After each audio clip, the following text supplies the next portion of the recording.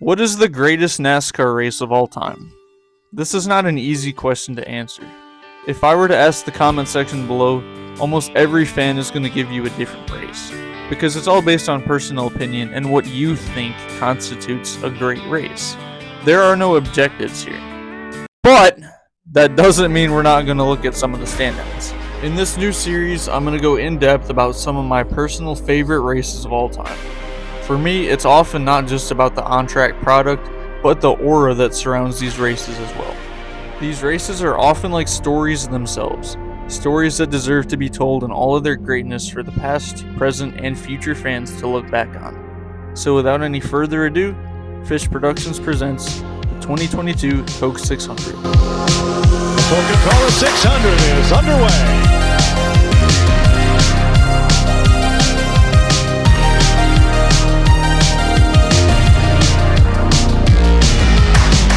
The Coke 600 was the vision of Bruton Smith, the founder and creator of Charlotte Motor Speedway and later SMI.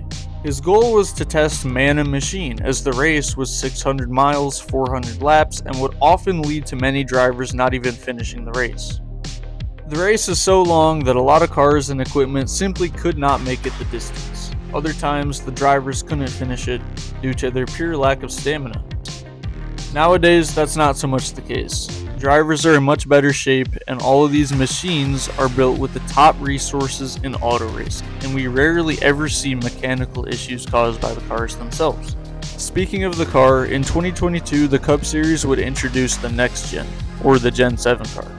While sparking controversy for things not even related to how the cars actually drive, before the car even hit the track, the car was supposed to be a net benefit for the sport. Some of its goals were to reduce aero dependency, reduce the cost of supplies, and level the playing field between teams.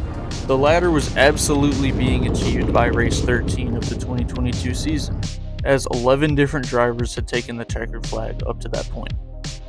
These winners included already established Cup veterans, of course, but also had quite a bit of surprises. One of which being Ross Chastain for Trackhouse Racing.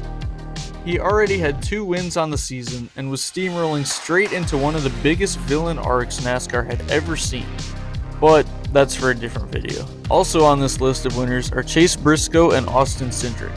Cindric got his win in the Daytona 500, while Briscoe got his win 3 races later at Phoenix. Both were absolute studs in the Xfinity Series just 2 years prior and are looking to make careers for themselves at the Cup level, hoping to use the new unknown frontier of the next gen to their advantage. And the next gen had been proving to be one of the best decisions NASCAR has made in recent memory, adding a lot of parity and all-around better racing at most tracks, except for the poor short tracks, but we didn't know it at the time. And while most of the racing had been great this season, there was one notable dud on the calendar that came just 1 week before the running of the Coke 600.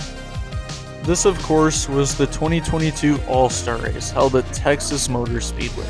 It is regarded by some as the worst All-Star Race to have ever been held, featuring little to no passing through the event and a phantom caution just 3 feet from the finish line that set Ryan Blaney up for one of the strangest moments in recent NASCAR memory. Really? But luckily, his window net didn't stop him from hanging on for dear life and taking the win anyway.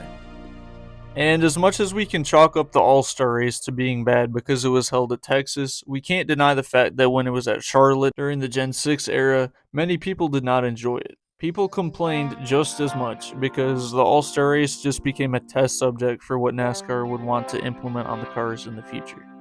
People were not happy with the product at Charlotte, and honestly, most intermediates in the next-gen era in general. That being said, the 2019 All-Star Race was one of the best All-Star races I've ever seen, and many people agreed with me, but most people have forgotten about that since then, as that was the final All-Star Race at Charlotte. It moved to Bristol in 2020 and has not been back since. But Charlotte didn't only just lose the All-Star Race, they also lost their second date on the oval. They converted it into the first ever road course oval, or Roval, back in 2018. The race was a massive success and is still on the schedule to this day, drawing massive crowds. So with the other 2 oval events disappearing off of the Cup schedule, This left only the Coke 600 as Charlotte's lone oval race per year. And after recent snooze fests, it really needed a resurgence. Luckily for us in 2022, NASCAR was bringing the next gen, and boy, we were in for a treat.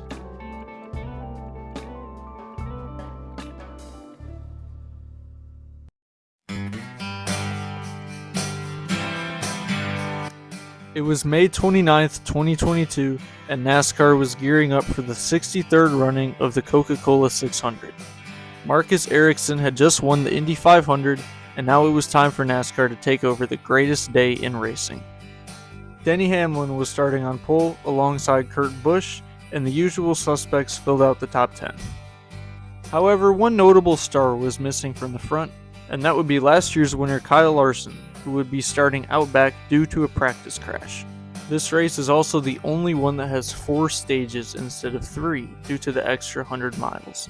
And just like that, the race was underway. Boogity boogity boogity, boys. It would be a drag race off turn 4 to see who would lead the first lap, and Denny Hamlin barely edged out Kurt Busch. These two would stay side by side until lap 4 when Denny Hamlin finally got a run off turn 2 and powered around the 45 car. But it wasn't just for the lead. The entire field was racing super hard, really showcasing the next-gen skill at intermediate tracks. Trouble, turn 4. Mike Joy scares the crap out of us while Ryan Preece and Chris Buescher crash. But remember, this is the next-gen car.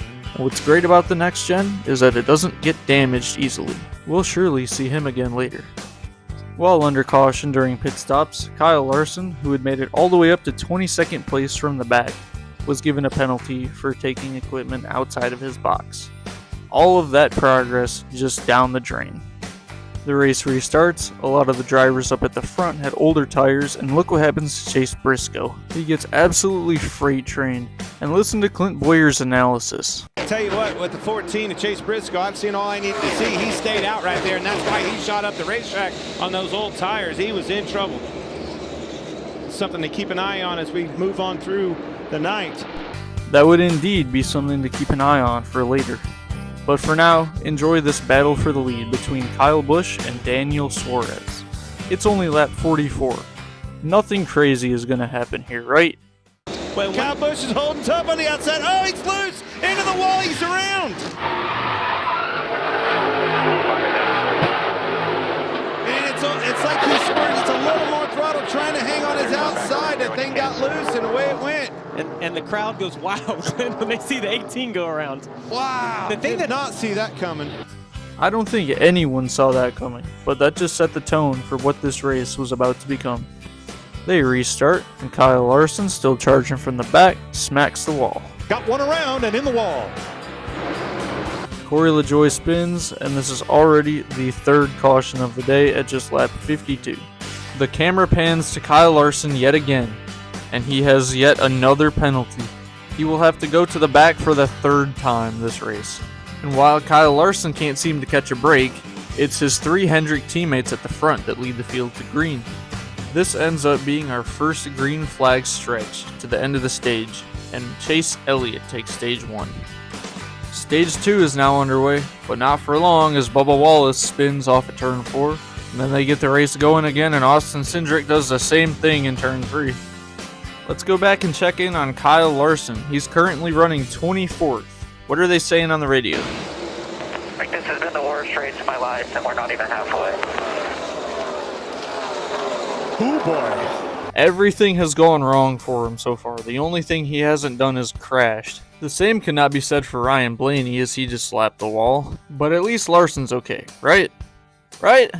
At the head end of pit road, and it's the other driver that stayed out and did not take tires. Get the tires are up, still trying to come here. Kyle Larson. Great point, Mike. There it is. There's 2 drivers that had old tires on. Yep. Oh, we spoke too soon. But remember how we were talking about earlier with Chase Briscoe and those old tires? Yeah, it just bit Ryan Blaney and Kyle Larson pretty bad. Surely later in this race, if it comes down to tires, everyone's just going to take 4, right?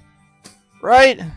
Meanwhile, Fox had just cut back from one of their 8,000 commercial breaks, and Chase Elliott had gone for the exact same spin that Kyle Larson just did.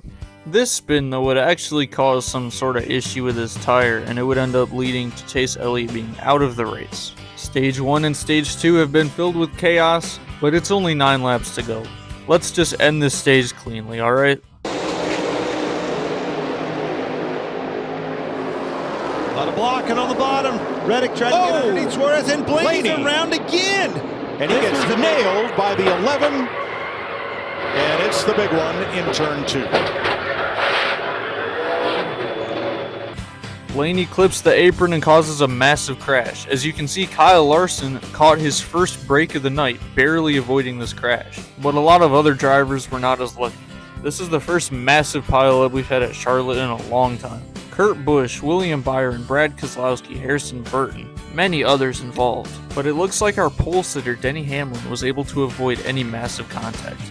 After they finally get that cleaned up, it's a shootout to the stage end, which is won by Daniel Suarez, and Ross Chastain takes second place, making it a Trackhouse 1-2 finish for the stage. The Trackhouse cars have been really fast all night, and Ross Chastain is about to start dominating stage 3.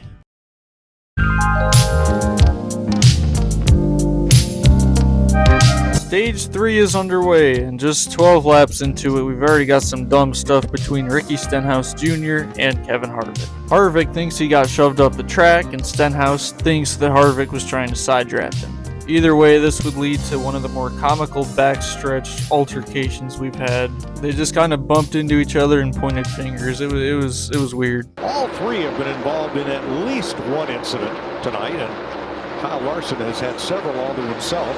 Well, if you want to add one to that, here comes Chris Buescher, and he's been in a wreck. All 4 of those cars have been in a wreck at one point or another in tonight's race. That is exactly how the race was going. So many people were involved in accidents, and there were still 150 laps to go. Noah Gragson was running 12. Jamie Mack, you had to talk about him, huh? And we were under caution again, but that set up a restart where Kyle Larson was suddenly in the top 10. After all night, he had finally worked his way inside the top 10 and was looking like a real contender. He would still have to get past Ross Chastain, who was the clear favorite at this point. But if Chastain was the favorite, Kyle Larson was the story of this race. Look at his night. Look at how many times he had been from the front to the back, to the mid-pack, to the back, to the front, everywhere. He had been everywhere in this race. And it might be all thanks to one man's pep talk, Cliff Daniels, Kyle Larson's crew chief, that he's even in the top 5 right now. In the first half, all I want you to remember is how good a TV we made. We went from the back to the front more times than I can count. We hit the wall, we spun out, we literally caught on fire. We are also the most penalized team on pit road in the first half. All that means is that in the second half, already we're going to be starting way better than what we started the first half. We've got to go execute right now. I don't really know what the hell you're worried about, but I'm fine. The team's fine. Everybody down here is nodding their heads and giving a thumbs up, so let's go. Yep, I'm fine. I'm ready. I mean, is he the Dan Campbell of NASCAR or what? That was insane. At the end of stage 3, everyone was really proud of themselves because they had made it 35 laps without crashing. Longest of the night. Good job, guys. Ross Chastain would win stage 3, again showcasing the speed of Trackhouse racing. And do you see that car right there? Yeah, that one. Kyle Larson. He just finished 3rd in stage 3. If you had told anyone at the end of stage 1 that he was the highest running Hendrick car, people would have lost their minds. But the racing gods had other plans. Every other Hendrick car had been involved in some sort of weird incident tonight, leaving Kyle Larson the only one to fight on. Stage 4 is underway, and I want you to do something. Watch the ticker. Look at the names that are running inside the top 10. This is by far the most parity I have ever seen in a Coke 600. And that's just one of the reasons why so many people look back on this race so fondly. Tyler Reddick's running good. Mike Joy says, hey, the 8 car already won the Indy 500 today. What if it's a sweep? Well, Fox cuts back from break, and Tyler Reddick has a tire down. Nice job, Mike Joy. You just jinxed him. We restart with 55 laps to go, and Ross Chastain is pulling away. His teammate, though, in the other Trackhouse car, Daniel Suarez, is having a rough time. He won stage 2 and still has a really strong car, but he's just been struggling to keep up. Off of turn 4, for some inexplicable reason, he goes all the way up the track, cutting off Chase Briscoe. The two make contact, and Daniel Suarez is sent into a slide down the front straightaway. This may look like a routine spin. That's because it is. But when someone is sliding down the front straightaway directly into oncoming traffic, you never know who's going to slide in. And this is where we re-meet Chris Buescher, setting us up for one of the most unexpected jump scares.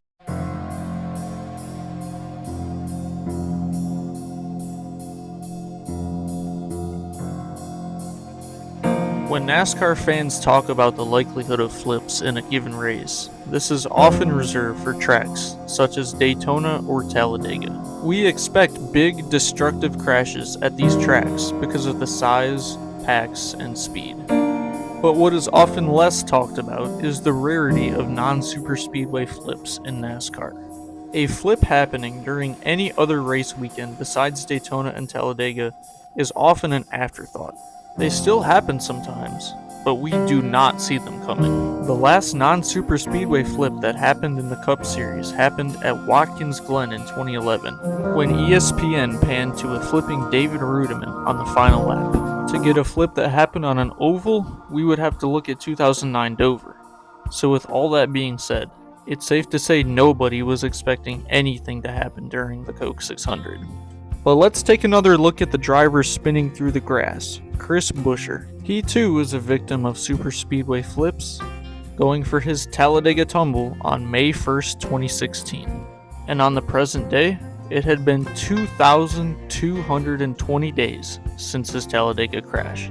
Possibly even stranger, it had been 220 races exactly since his Talladega flip. Now we know earlier that Mike Joy was trying to play some number games with Tyler Reddick leading and Marcus Ericsson winning the Indy 500, but obviously he jinxed him.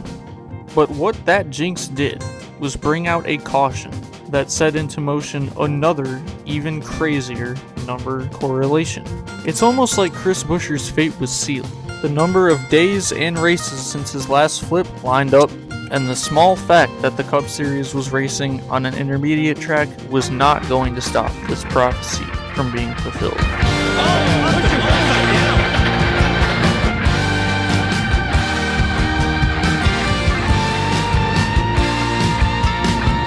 Buescher walked away just fine, but this is just a stark reminder that you never know what the racing gods have planned.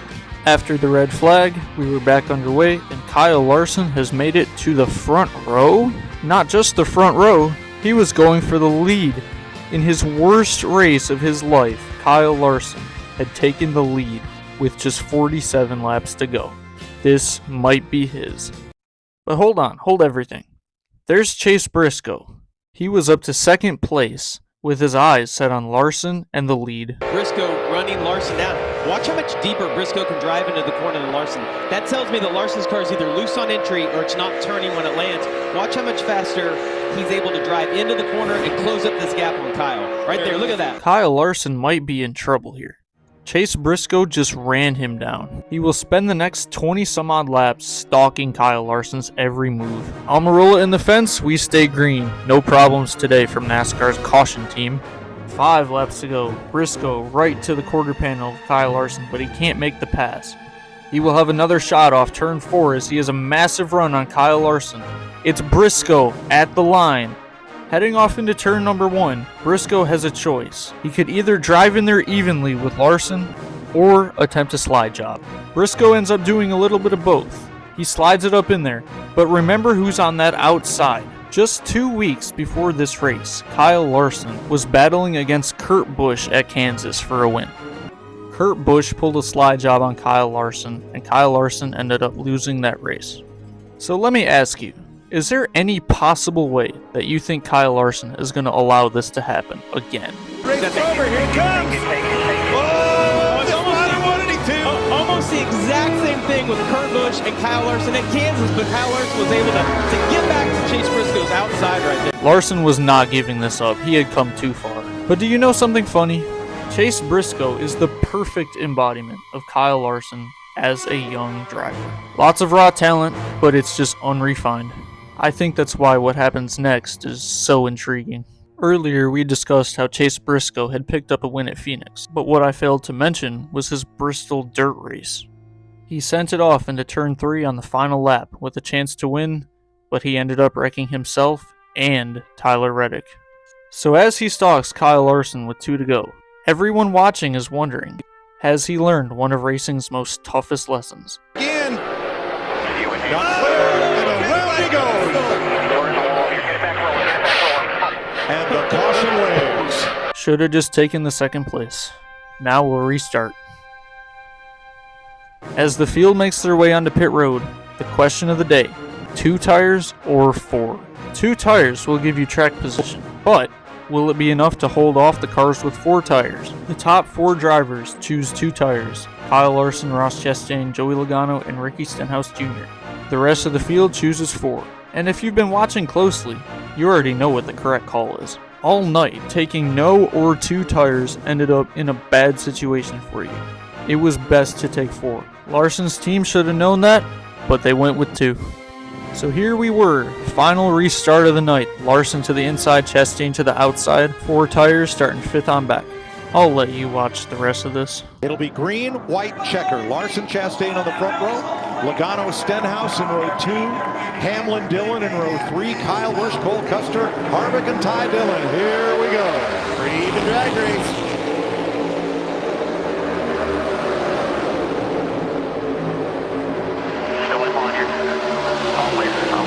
Clear up. 3 makes it 3 wide. Here. Dillon. Stenhouse in trouble in the back. Comes a big run by that 3 on 4 tires. Look out, here it is. He's there on Kyle Larson. Austin Dillon bobbles just a little bit. Oh, now he's on the outside. Chastain's got him. 4 wide. Oh, they're wrecking. Unbelievable. And just like that, everybody had wrecked. Larson's storybook day was over, and pole sitter Denny Hamlin was back out front. It really was those 4 fresh tires for Austin Dillon and Denny Hamlin that gave them such big runs on the 4 leaders. They all just wadded up in turn 4, and that was the end of that. Getting ready for the next restart, they showed this graphic. Ty Dillon, only lead lap car without an issue tonight. Every single car besides Ty Dillon was involved in some sort of accident. The race went green again. Chastain had so much damage on his car that he just had no business being up there. So he got the heck out of the way. But this allowed Kyle Busch, who hadn't seen the front of the pack since getting spun in the incident with Suarez, was now challenging for the lead. Teammates. Busch and Hamlin. Stenhouse to the bottom. Harvick up top. Hold it strong. Cannot let him up. Coming to the white flag. White flag, no help, either one direction. Next flag ends the race. Going into turn 1, Denny Hamlin had a choice. He could do what Daniel Suarez did to Kyle Busch earlier, or he could do the Chase Briscoe thing. He chose the Daniel Suarez move. And although he didn't wreck this time, this basically cost him the win. The longest and one of the most exciting Coca-Cola 600s ever comes down to the final corner. Denny Hamlin, Kyle Busch, teammates at Joe Gibbs Racing, and they come to the line. Hamlin wins by 2 car lengths. What a race. Denny Hamlin had picked up his 2nd win of the year and his first ever Coke 600. Although he didn't lead much of it, he survived. And wasn't that the original purpose of the Coke 600 in the first place? This was NASCAR's longest ever race, and it might just be one of the best. It revived the Coke 600, as the 2023 race is also looked back on very fondly. But this has been Fish Productions, and I hope that you enjoyed the 2022 Coke 600.